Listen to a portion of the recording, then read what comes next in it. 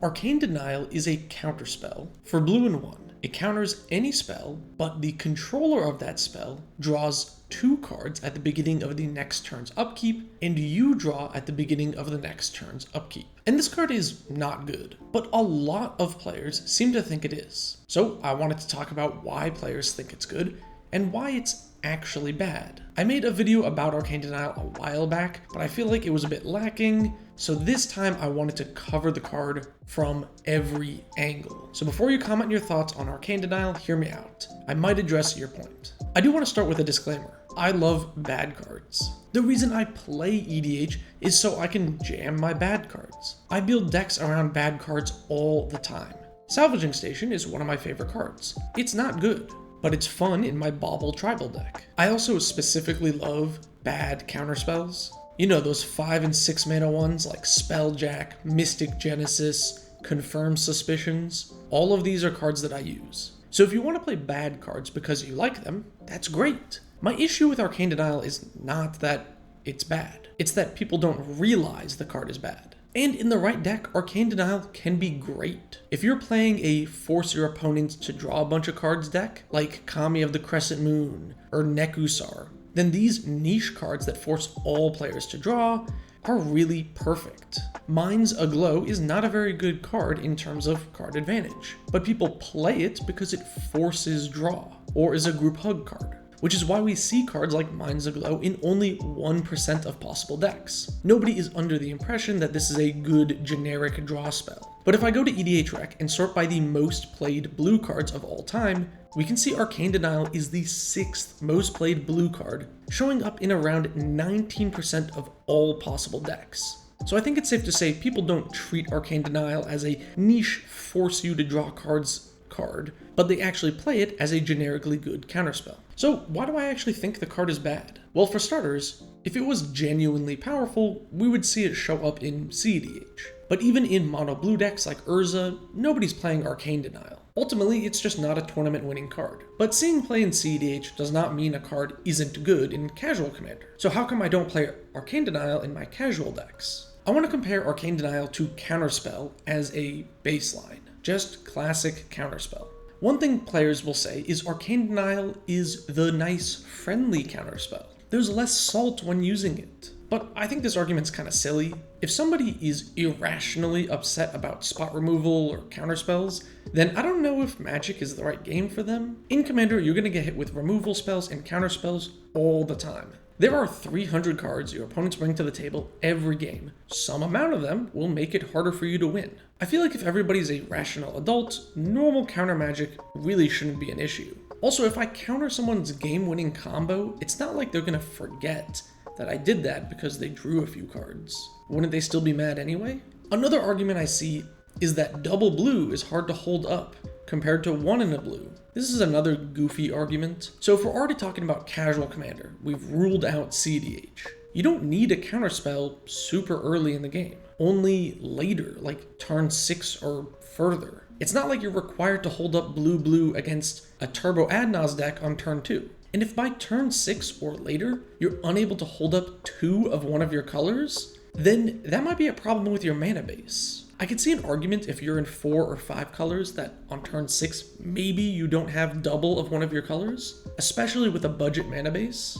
But in any 3 or lower color deck, you should have proper mana fixing. But let's say you're in a game with rational adults and you have a reasonable mana base. So what's the issue with Arcane Denial? The main problem I have with the card is tempo and card advantage. But what is tempo and what do I mean by card advantage? Card advantage is relatively simple and cut and dry. I will be using pluses and minuses to explain card advantage. Remember, when you cast a card, you lose a card. So, something like Ponder is a +0 card, since you go down 1 to cast the spell and up 1 when you draw. And Divination is +1, since you lose a card and draw 2. Now, of course, card advantage is not everything. Like Rampant Growth, for example, brings you down a card, but the ramp spell is still plenty good. Most instants and sorceries that don't draw cards are card disadvantage in some way. Another aspect is tempo. Tempo is a lot more nebulous than card advantage. Basically, it's the pace of the game. When threats are played and when you get the chance to make a move. For example, the player who goes first in a commander game has tempo, because they have the first chance to play a threat, and thus the first chance to attack. Tempo can also be taken. Let's simplify to a 1v1 and say on turn 4, on an empty board, I play a 4-drop. Then my opponent casts a 1-mana removal spell and a 3-mana threat. Now they have the tempo and I'm on the back foot because they can attack first. Alright, so that's tempo and card advantage. Now let's look at Arcane Denial and Counterspell with this information. First, I'm going to show these in the context of 1v1 for simplicity, and then expand that to multiplayer. So, tempo. Let's imagine a game with nothing other than lands on board. My opponent and I both have 1 card in hand. Let's imagine the card in my hand is Counterspell. My opponent casts a threat, I counter it. Now both players have gone down 1 card. We are both -1. The difference in cards between me and my opponent is 0. I lost 1, they lost 1. And I also have tempo, because now when my opponent passes their turn to me, I can draw and cast a threat. A 1-for-1 removal spell like Counterspell brings both players down a card and can steal tempo. So what about Arcane Denial? Alright, same setup, but I have Denial instead of Counterspell. My opponent casts a threat. I Arcane Denial it. Then on my turn, I draw 2 cards, 1 for Arcane Denial and 1 during my turn. My opponent also draws 2 cards. Even if I drew 2 threats, my opponent could theoretically have 2 removal spells, which means they can take tempo back by removing both of my threats. Then they draw for turn and play another threat, and I'm out of responses.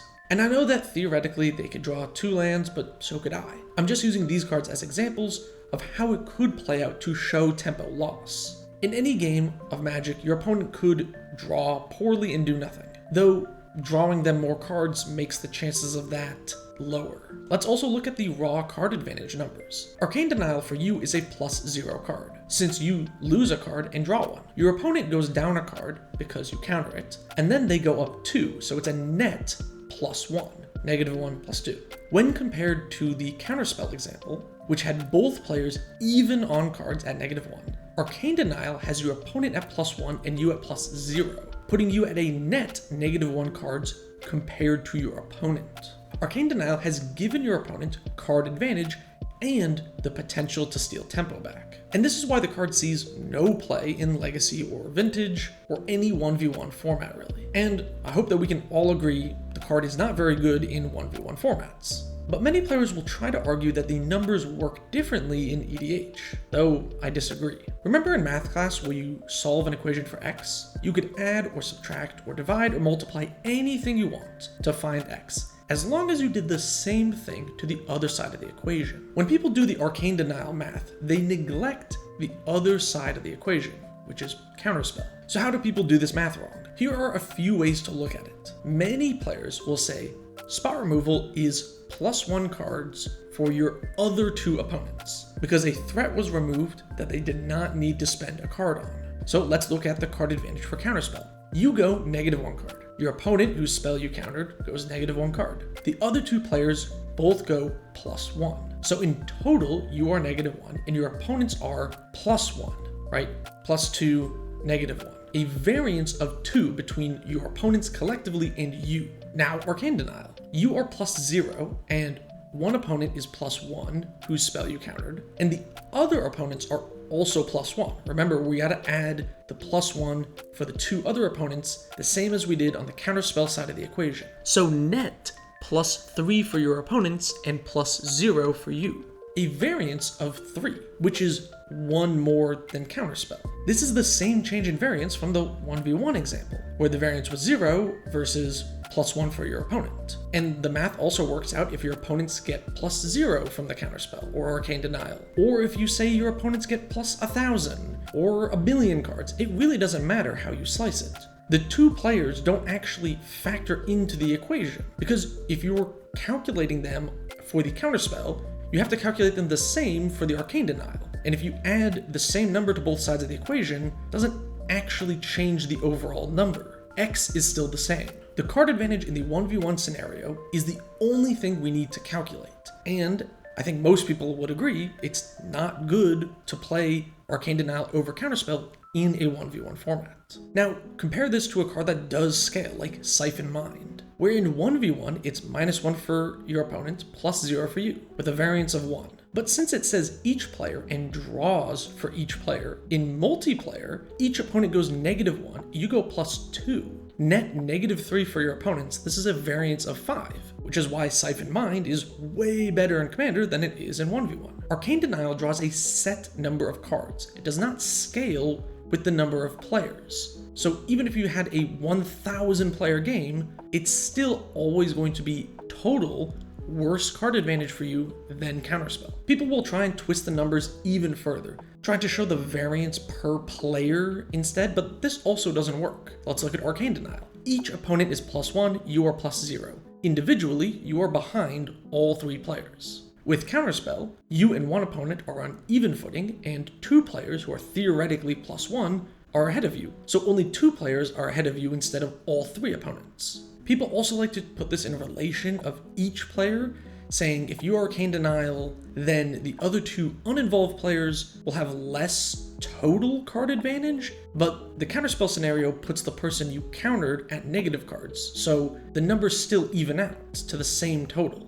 There is no way you can slice it or count it such that Arcane Denial is better card advantage than Counterspell. Counterspell will always math out to be 1 card total better than Arcane Denial. The tempo loss from Arcane Denial is harder to notice in Commander, but is still prevalent. Let's say one player is popping off. They're the archenemy at the table. They ramped a ton, they drew a ton of cards. Are you going to Arcane Denial them just to have them draw 2 more cards which they're going to cast next turn? And what about the other players not in the lead? Are you going to Arcane Denial someone who's behind? Yeah, you could hit the weakest player's ramp, but why? Or if you're the archenemy and people are focusing you down, then won't they use the 2 cards you gave them to just come at you specifically? EDH games do have some level of back and forth, but there's very often going to be one player who's in the lead, and Arcane Denial is just worse in scenarios where one player has more tempo than others, whether or not you are the player with tempo. Now, I want to be clear, I'm not saying you should never play spot removal or never play cards that give things to your opponents. Cards like Path to Exile, Swords to Plowshares, and Generous Gift are all great cards, partly because all of these usually give you mana advantage, since you're spending a few mana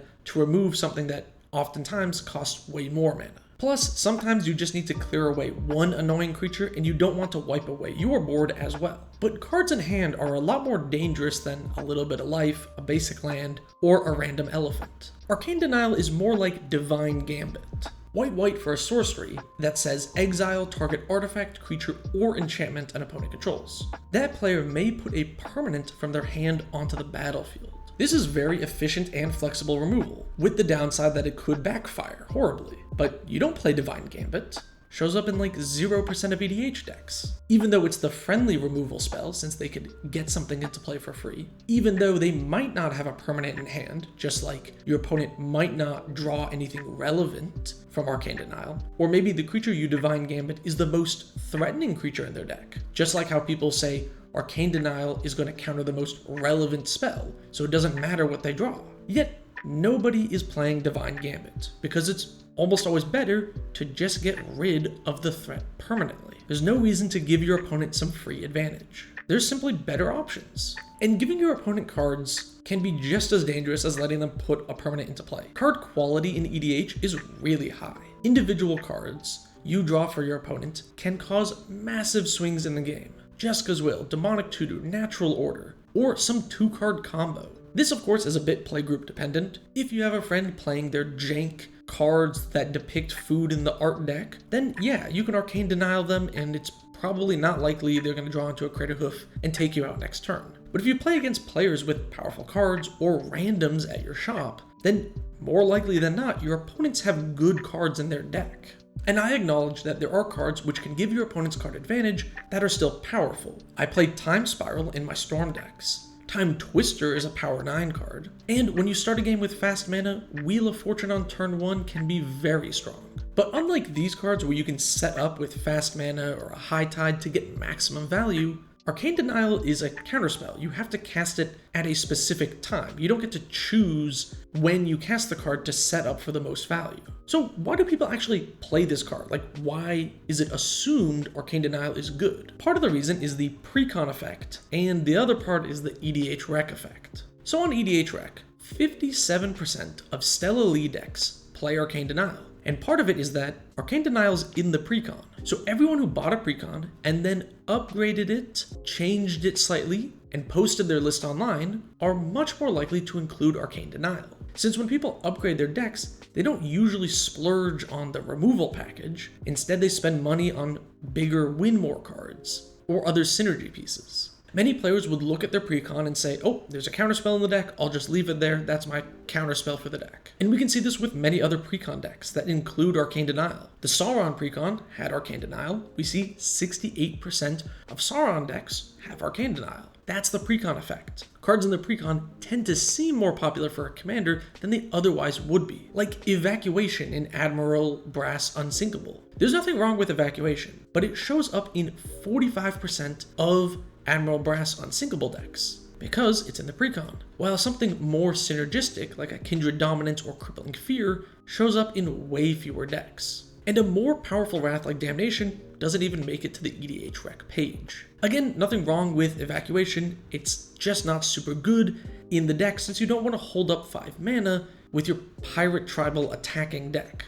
There are probably just better options. Then we have the EDH Rec effect. People see the inflated numbers of decks playing some cards, and then they assume, well, it has to be good, right? 50% of Sauron decks are playing Arcane Denial. I'll put it in my Sauron deck that I build, even if it's not the precon. And I know using EDH Rec is not perfect. Players need to post their lists online for the data to get added to the pool, but I would argue someone who does not post their list online is more likely to have an unchanged or minimally changed precon, which includes the generic removal that was already in the deck. So the number of times you run into Arcane Denial or Evacuation or whatever else is probably higher. I think Reliquary Tower is another example of the precon and EDH Rec effect in action, showing up in 28% of decks, when I really don't think it should. This card has been in basically every precon set ever, so people think it goes in every deck. 8% of Krenko decks are playing it, even though I've never seen a Krenko deck draw enough cards for this to be relevant. It's in 21% of Ur-Dragon decks. That's the EDH Rec effect in action, because it's not in the Ur-Dragon precon. It's super crazy to me to have a do-nothing colorless utility land in your 5-color deck. I guess people think that they need to keep every card in hand when they attack and draw 8 cards with the Ur-Dragon, but if you have this 9-drop in play and you're getting its effect to trigger, is a few extra cards in hand gonna make the difference? Why not just pick the best 7? Reliquary Tower should only be in decks that have the ability to draw a tremendous amount of cards, and wants to keep all of them in hand. How often do you actually have 8 or more cards in hand to begin with? Not that often. And how often do you have 8 or more cards and all of them are things you really want to keep? Like you probably have an extra land you can just discard when you go down to hand size. Unless it's all cheap cantrips and you're ready to storm off next turn, it's unlikely that you're going to be able to cast 8 huge dragons in one go, or even 7, or 5, or 3. Sometimes discarding to hand size is also a benefit. Many decks have graveyard synergies and they get value from cards in the yard anyway. So precons and EDH Rec, I think, inflate the numbers of people playing these cards, which makes people think they're good and then continue to play them more, which is sort of a self-fulfilling prophecy. This is why cards like Arcane Denial and Reliquary Tower are popular. But let's say you watch this whole video, you say, okay, yeah, Arcane Denial is bad, what am I playing instead? What's a better counterspell? So recently I did a poll on my YouTube channel and Patreon asking, at what point do you consider a card to be expensive? And most people said the $10 and up mark. So I'm going to recommend counterspells that are less than $10, but better than Arcane Denial for you to swap out. So no Fierce Guardianship, Mana Drain, or Swan Song. These are all better than Arcane Denial, but they're pretty expensive. And Offer You Can't Refuse has quickly proven to be a fantastic card. At 1 mana, it's super easy to hold up, and yeah, it doesn't hit creatures, but in casual commander, cards like Teferi's Protection, Cyclonic Rift, Smothering Tithe, The One Ring, Insurrection are all non-creature haymakers which Offer can hit. Plus, giving treasures in the late game usually isn't very relevant since your opponent could probably cast anything they drew anyway.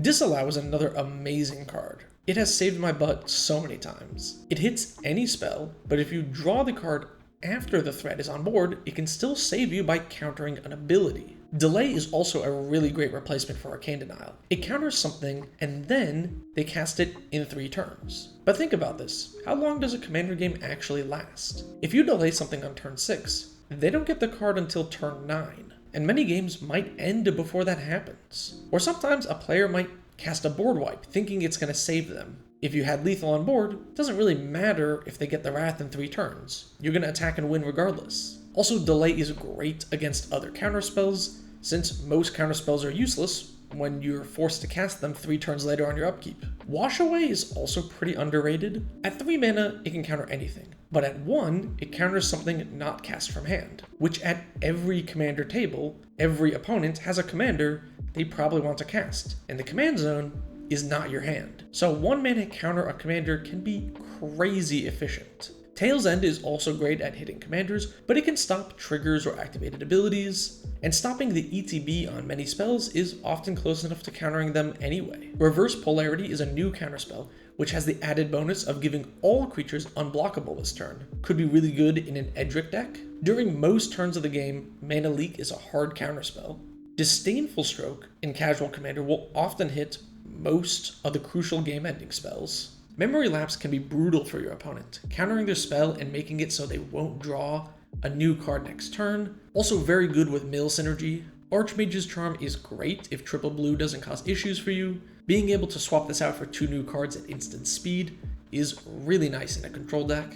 Good old Negate is also great. It's just a very good rate for hitting most card types. And if you're really worried about creatures, then Essence Scatter is perfect for you. Whirlwind Denial is really nice against Storm cards or Eldrazi with cast triggers. Cards like Wizard's Retort and Stoic Rebuttal can easily be a second copy of Counterspell in your deck. Overwhelming Denial is an uncounterable counterspell, which only costs blue if you already cast a spell, making it perfect as protection for your win con. Airtie's Scorn can cost 2 mana if an opponent casts a draw spell into their threat. Then there are more synergistic counterspells, like Fuel for the Cause or Reject Imperfection, which let you proliferate. Abjure is basically 1 mana counter anything in a Talrand deck. Circular Logic is great in a Madness deck or any deck with discard outlets. Metallic Rebuke is easily a 1 mana leak, just by tapping some clues or equipment. Plus, creature counterspells are great for creature synergies, tribal stuff, or blink decks. So this is why I don't like Arcane Denial. It always gives extra cards to your opponent when compared to any other counterspell, other than Vex, I guess. But all the counterspells I listed are way better than Arcane Denial, and many of them are cheaper as well. I know Arcane Denial got reprinted recently, but the price always seems to creep up to about $5. Ultimately, I don't actually care whether or not you play Arcane Denial. Anecdotally, I'm working on a stats video and I've been recording some data from each game I play, and one stat I'm tracking is whether or not Arcane Denial was cast and by who. Out of the 33 games I've played so far, 3 Arcane Denials have been cast, and all 3 times that player lost the game. I really don't mind if you play bad cards against me. I'll take the wins. What I'm really trying to do with this video is encourage players to think more about the game. Think about the card advantage and tempo that cards give you. When you buy a precon and look to upgrade it, take a look at some of the cards and think about what could be changed. Instead of just going, there's a board wipe in here, there's a utility land in here. Think, is this the right board wipe for the deck? Is this the right utility land for the deck? And if you don't want to spend the time or money making changes, that's also fine. As long as you're having fun, I ultimately can't fault you. But as always, let me know what you think. Do you play Arcane Denial, and why? Do you disagree with the reasons I listed? What are some of your favorite counterspells? They keep making a lot of interesting ones, like 3 Steps Ahead seems like a ton of fun, though I haven't gotten to cast it yet. Thanks for watching. If you liked that video, consider subscribing, and checking out my Patreon. My tier 3 patrons' names are here in the credits, but there are some other perks as well. Check it out, link in the description.